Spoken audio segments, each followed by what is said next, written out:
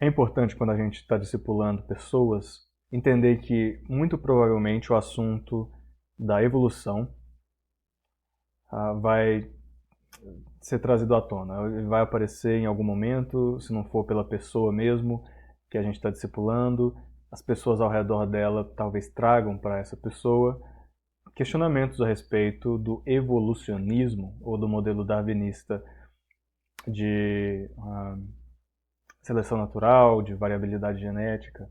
Então, é importante nós, como discipuladores, termos um pouquinho de noção, mesmo que não seja a nossa área, do que a Bíblia diz a respeito de variabilidade genética, de traços hereditários, de reprodução, um pouco aí de origem dos seres humanos, a origem da criação, mas principalmente do que a Bíblia não diz, tá? Principalmente do silêncio dela e de possibilidades.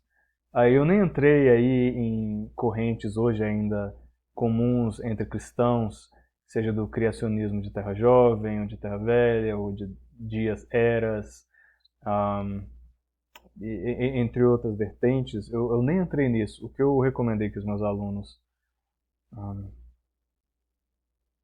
refletissem é a respeito do conceito filosófico de aleatoriedade. Será que nós somos obrigados a aceitar que existe algo chamado aleatoriedade? Eu acredito que ele é um conceito filosófico imposto ou presumido, suposto por aqueles que acreditam na evolução darwinista. Eu acho que se você não acredita que existe, ontologicamente falando, não só em termos de observação, mas ontologicamente, se você não acha que acredita que exista aleatoriedade, eu acho que não tem muito como você defender uma origem meramente darwinista da vida.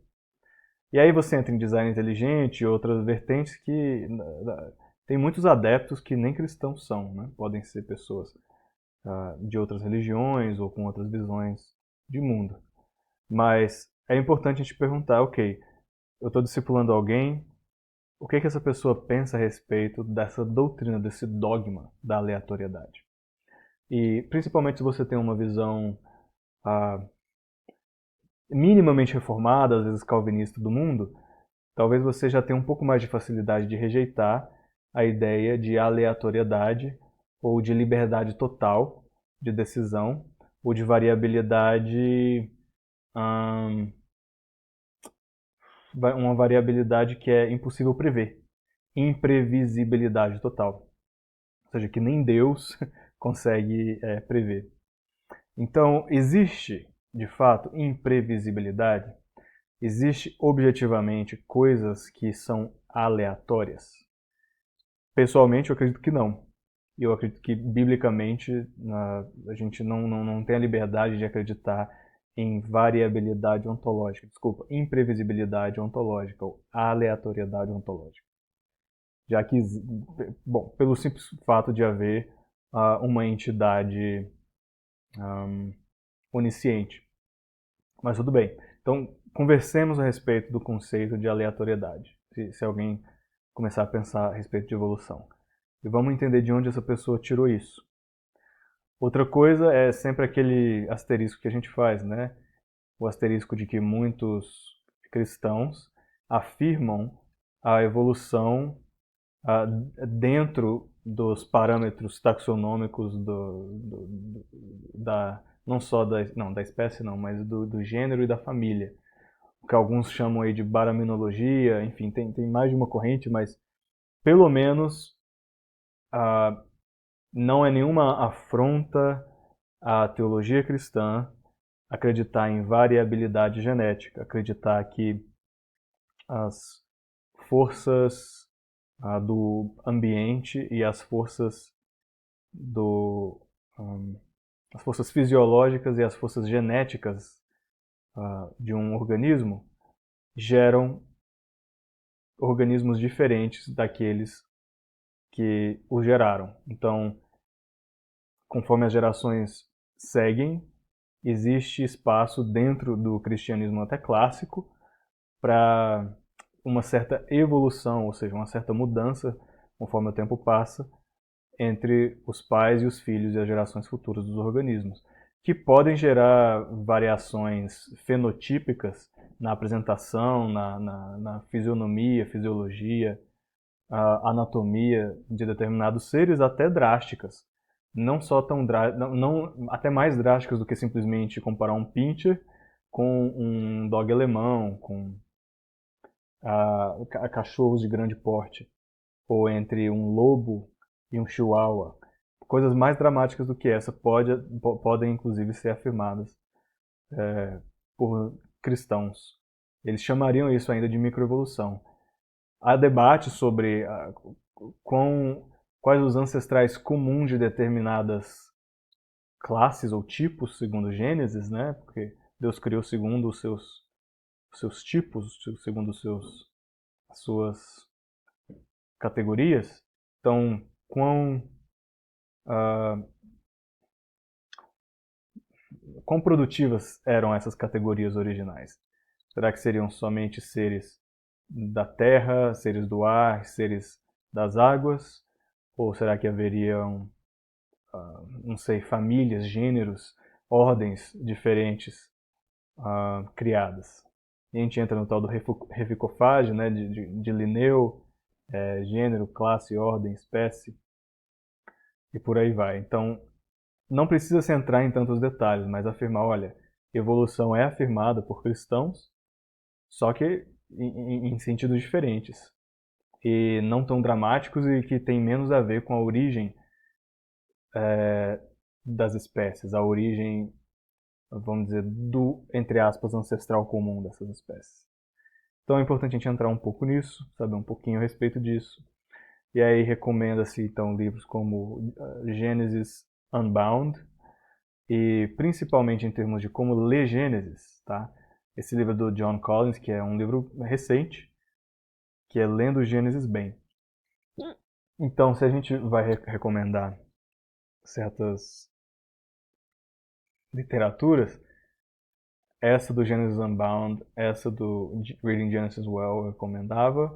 Recomendei também essa explicação bem curtinha do John Piper a respeito de diferentes interpretações de Gênesis. Esse post aqui do Tim Keller sobre formas aceitáveis hoje dentro dos círculos cristãos de se interpretar os dias e a origem humana e a origem dos animais. E eu coloquei um resumo de pastores influentes e o que eles acreditam a respeito da origem da vida.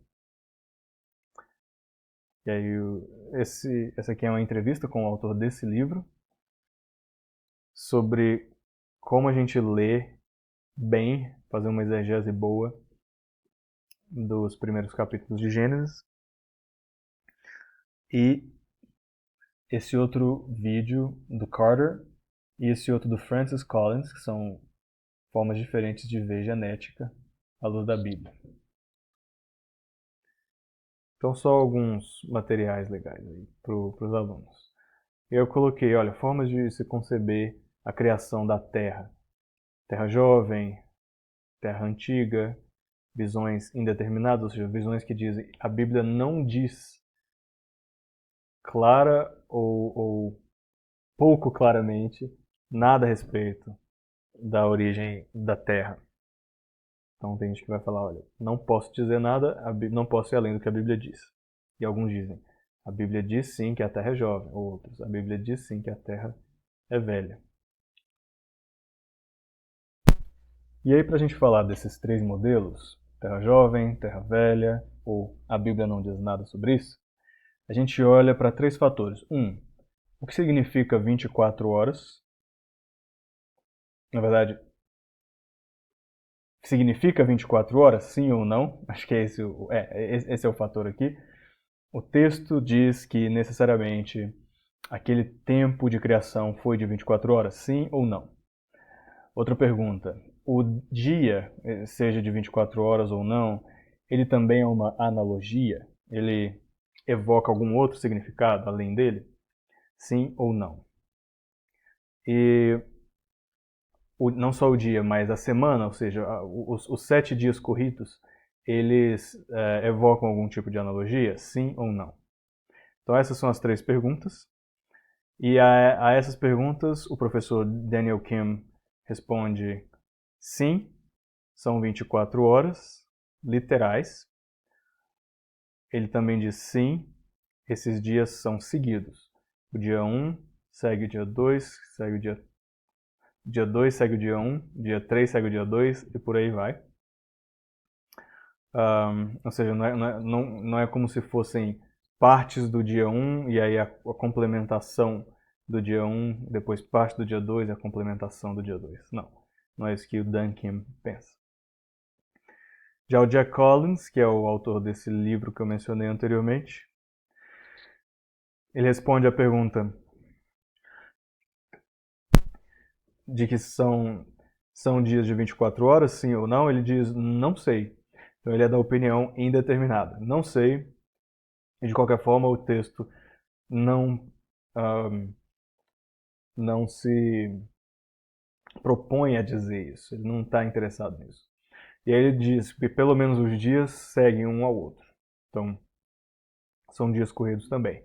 Já o J. Sklar, que é professor também de Antigo Testamento, lá no seminário, escreveu comentários em Números, Levíticos, ele fala, assim como o Brian Ocker, também é professor de Antigo Testamento, ele acredita que não são dias literais de 24 horas. Ele acha que biblicamente dá para você afirmar que não são dias literais.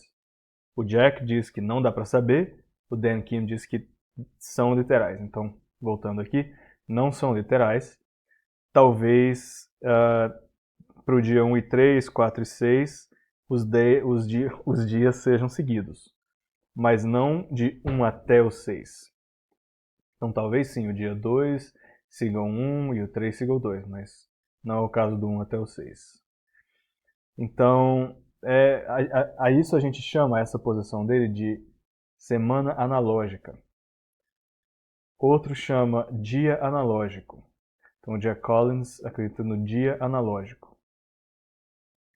E o Dan Kim chama a visão literal de 24 horas, também associada ao Ken Ham, a Answers in Genesis, né, Respostas em Gênesis, esse é o pessoal que afirma isso aí.